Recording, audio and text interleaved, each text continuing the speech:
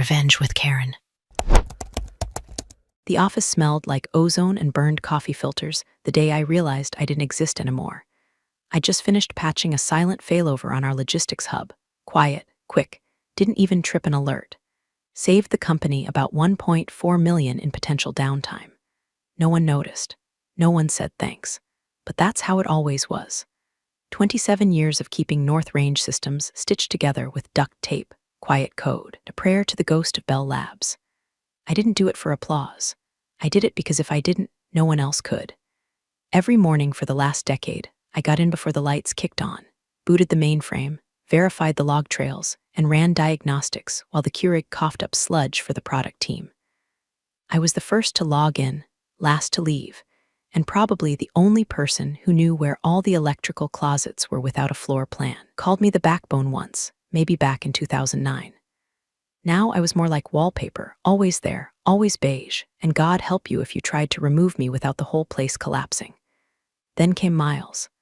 Miles, I sold an NFT of my cat Drummond, 33, vegan adjacent, with a master's in business yoga, or some such nonsense.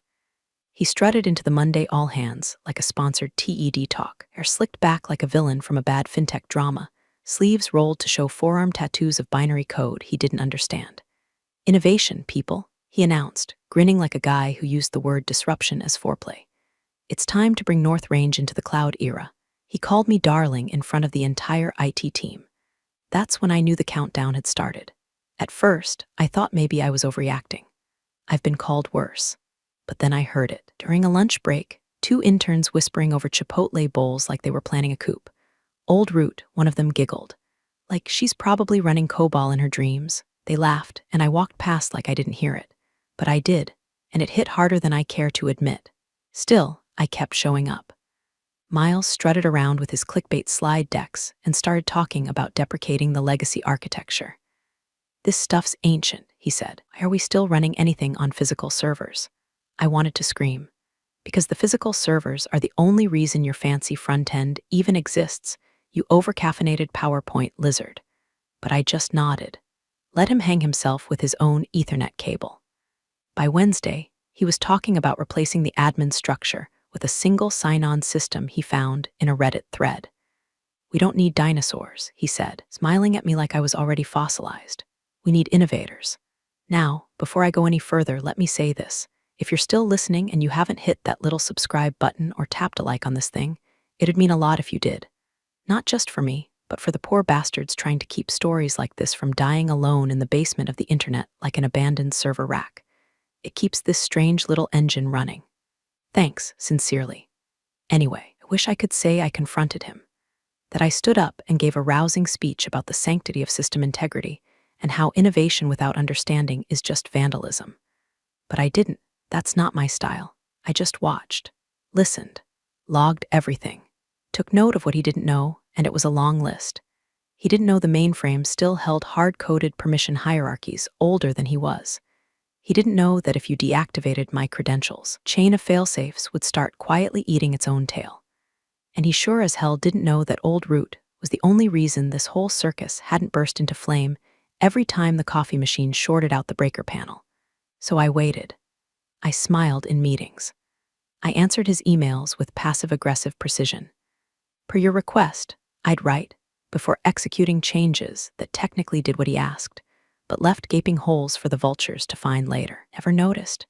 Too busy practicing his crypto pitch for the board or flirting with the new UX designer who thought root access was a new vegan dish. They say the quiet ones are the most dangerous. They're right. It started with a chuckle. Not even a real laugh, just that smug, nasal little exhale tech bros do when they think they've outwitted someone who still owns a landline. We were in the Thursday infrastructure meeting, sitting around the long table in Conference B, fluorescent lights flickering like they were about to confess something. Miles leaned back in his ergonomic throne and held up a printed page from my legacy documentation binder. This, he said, holding it between two fingers like it might give him tetanus, is basically the Rosetta Stone of North Range. Ancient scrolls. Does it come with a decoder ring? The room laughed. Not all of them. Not the ones who mattered. But enough. Marketing snickered. One of the junior devs choked on her LaCroix. I didn't move. I didn't blink. I just said, page 63 has the data retention policy your compliance team forgot to include in last year's audit. He didn't respond. Just dropped the binder onto the table with a thud like he was putting down a piece of meat he didn't order. That was the moment I started phase 1. See, there are two kinds of silence, the kind that screams and the kind that watches. Mine had shifted. I started reviewing every corner of the system I'd ever touched, which was pretty much all of it. Cron jobs, shell scripts, the fallback daemons, even the old UPS alert system that sent me texts whenever power dipped below 92%, I tightened everything.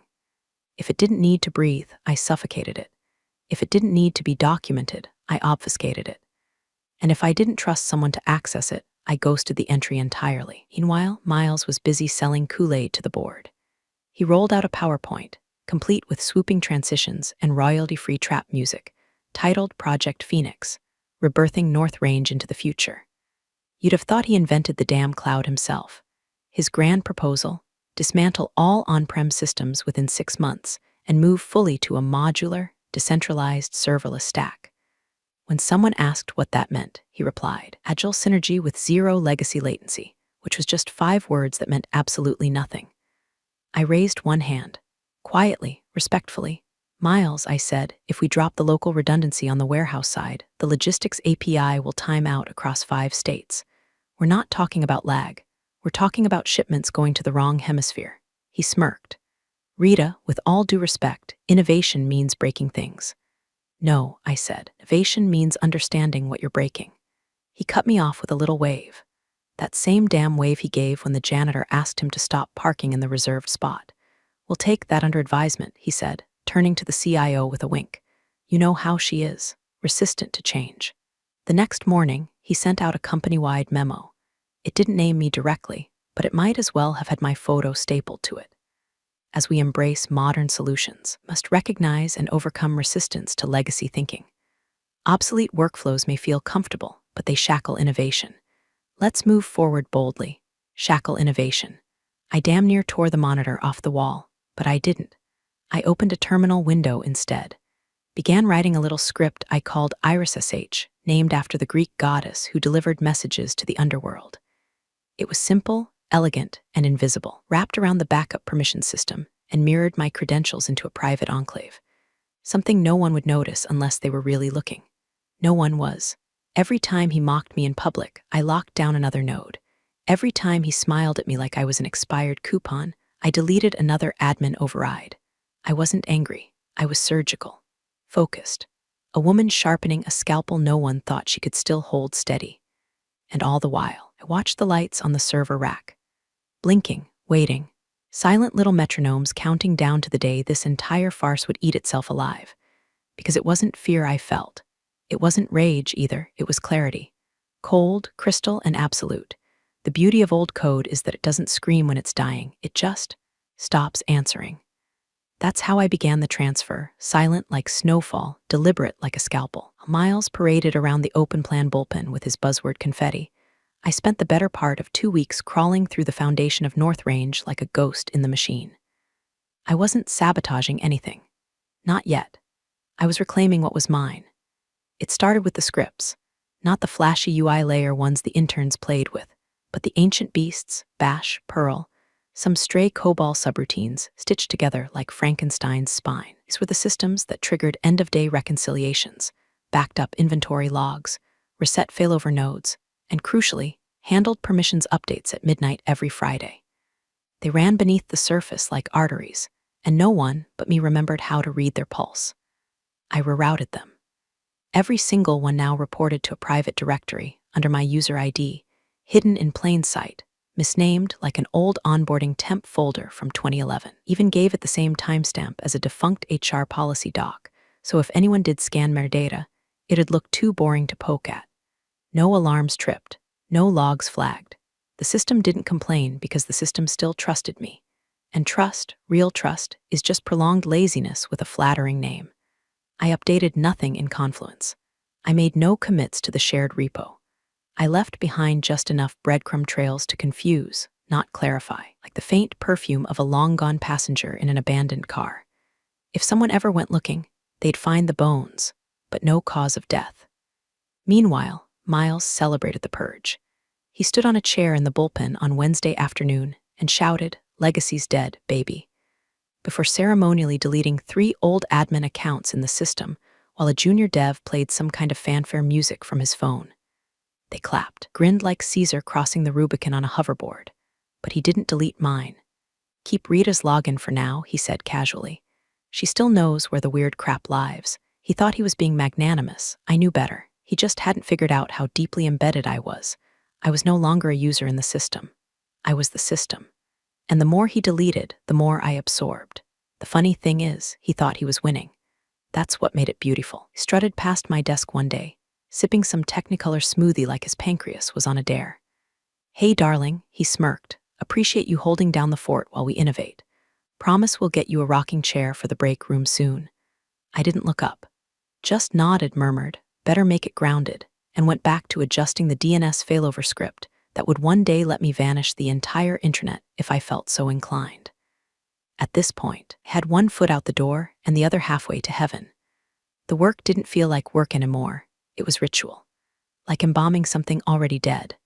The only real emotion I felt was a kind of clinical amusement, watching them all chase their tails around cloud certifications and sprint cycles, completely unaware that the floor beneath them wasn't code, it was me. You ever watch someone delete a tripwire and smile like they invented fire? That's what this was becoming.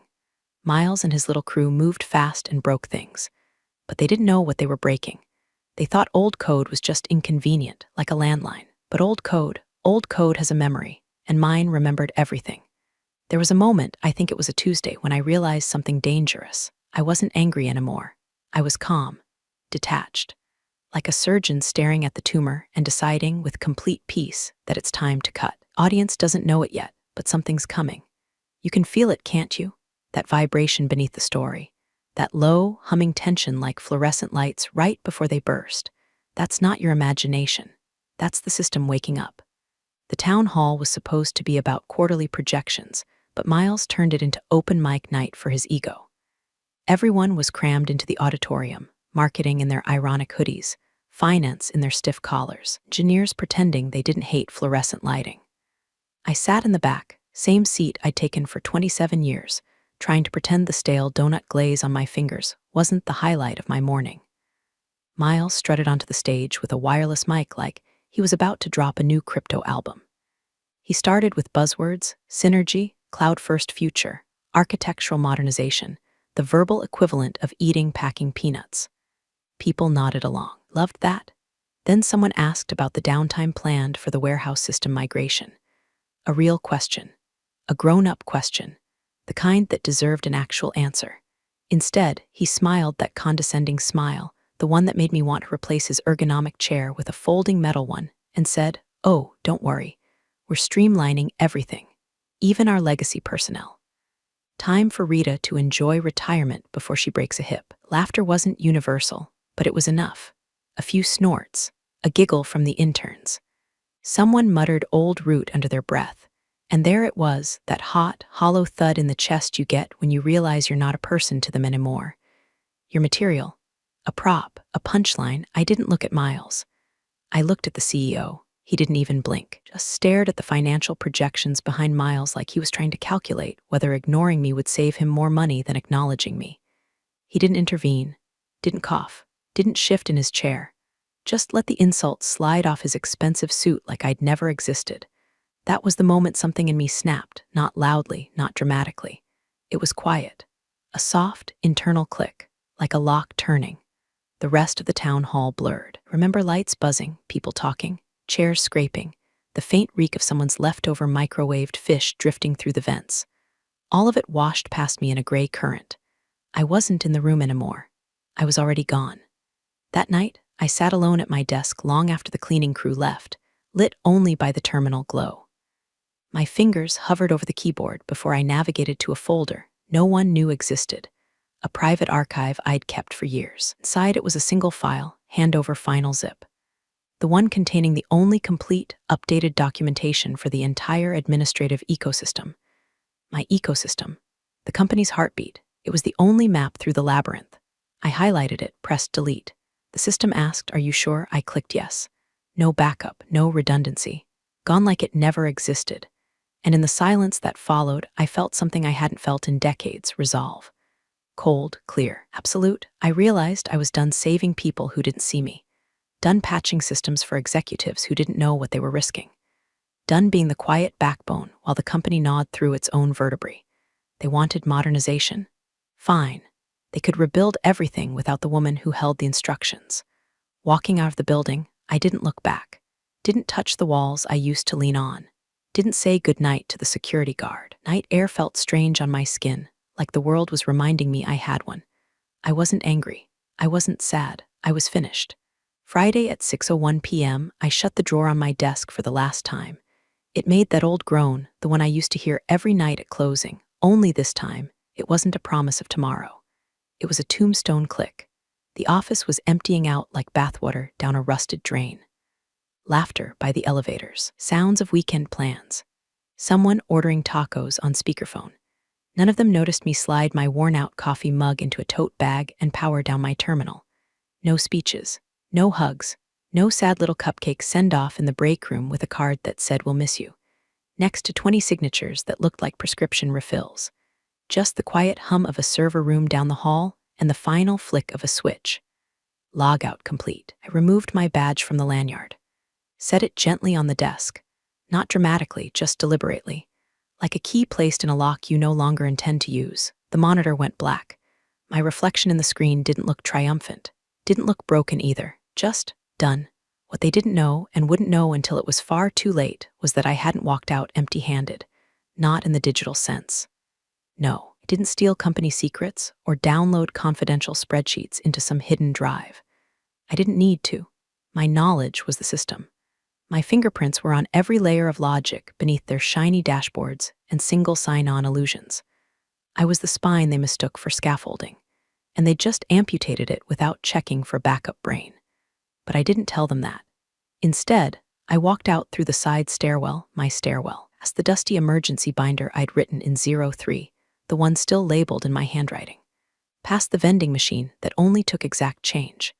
Past the plaque commemorating our 5-year uptime streak, which I'd single-handedly kept alive through brownouts, memory leaks, and one very drunk software architect who tried to optimize our firewall at 2 a.m.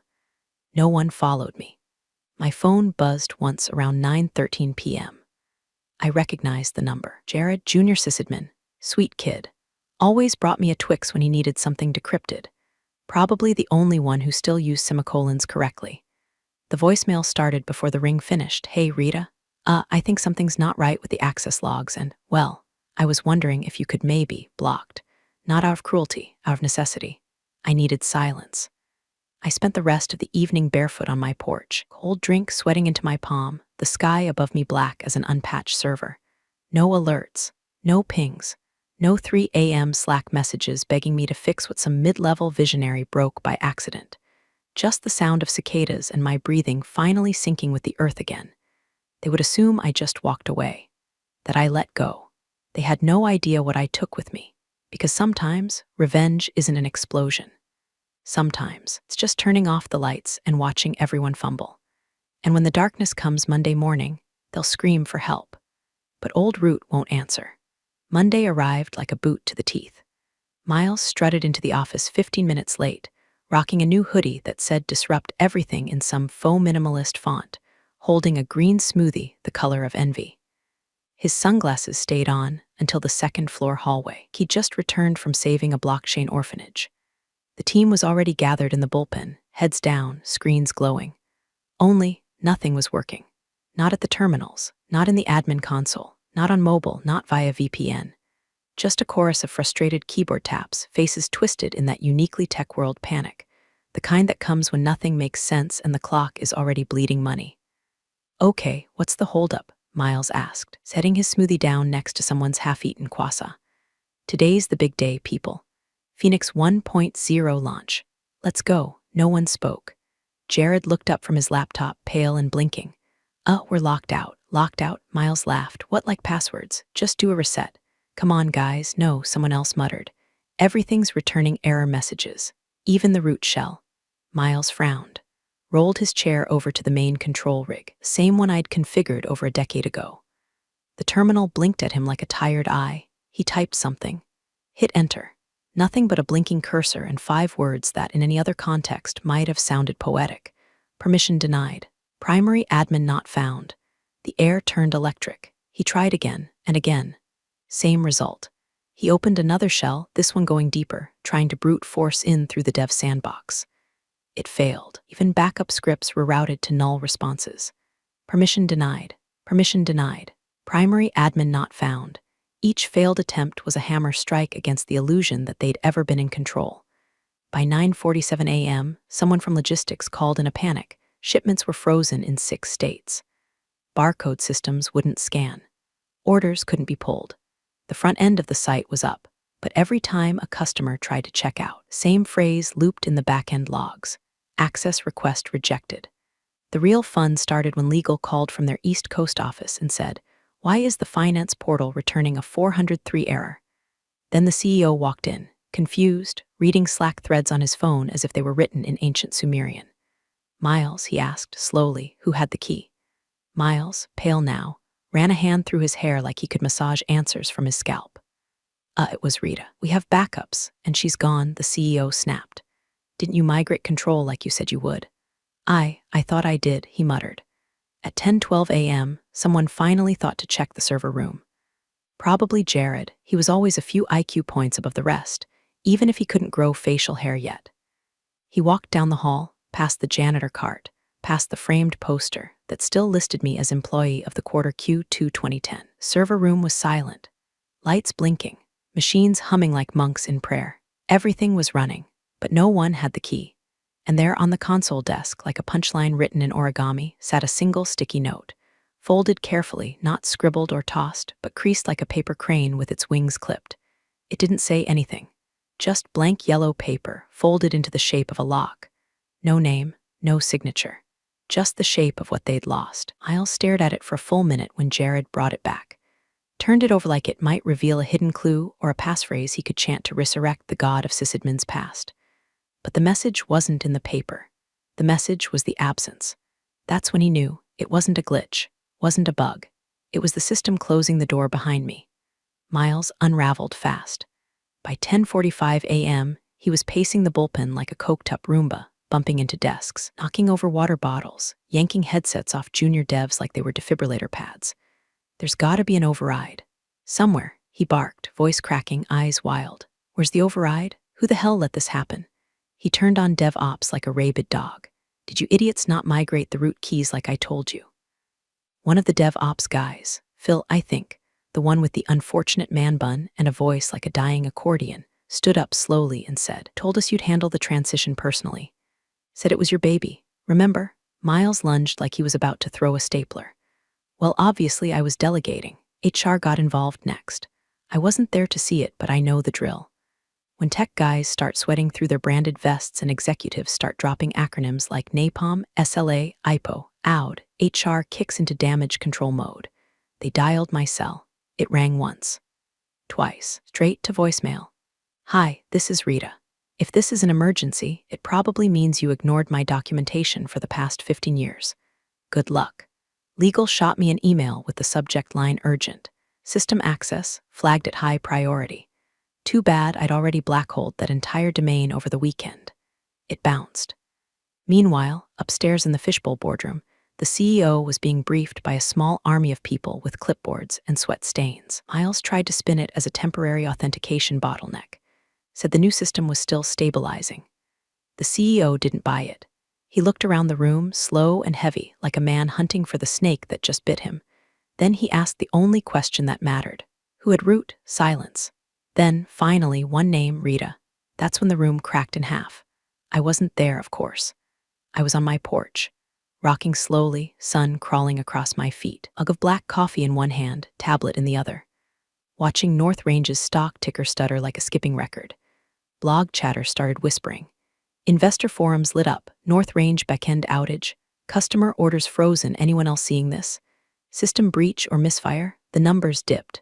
Not a crash, not yet, but a tremor. And it only takes one tremor to shake loose the mask. I smiled, not the cartoon villain kind. Just a soft, private smile. the kind you save for when you've finally exhaled after holding your breath for too many years. Because here's the thing they never asked, never bothered to ask. What happens when the last person holding the map decides to set it on fire? Flashback. 2 months earlier, I sat at my terminal one night with a thought in my head that wouldn't leave. What if they delete me? Not figuratively. Literally. What if one day, some new boss with a man bun and a PowerPoint decides that my credentials are legacy bloat and purges me from the system? So I wrote a safeguard. A recursive fail lock embedded deep inside the permissions kernel. Small, elegant, invisible unless you were tracing the audit logs with a microscope, and 2 weeks to spare. The moment my ID was deactivated, not resigned, not logged out, but deleted, it would trigger a silent cascade. First, would revoke every redundant admin credential that hadn't been used in 90 days. Then it would relabel the primary root user as a ghost account, non-editable, non-visible to front-end users. Finally, it would hardwire the system response to any access attempt that didn't come from my encrypted key pair. Permission denied. Primary admin not found. Not a bug, not a hack, just logic. Cold, clean logic. And now they were living inside that logic, wrapped in a machine that no longer believed they existed.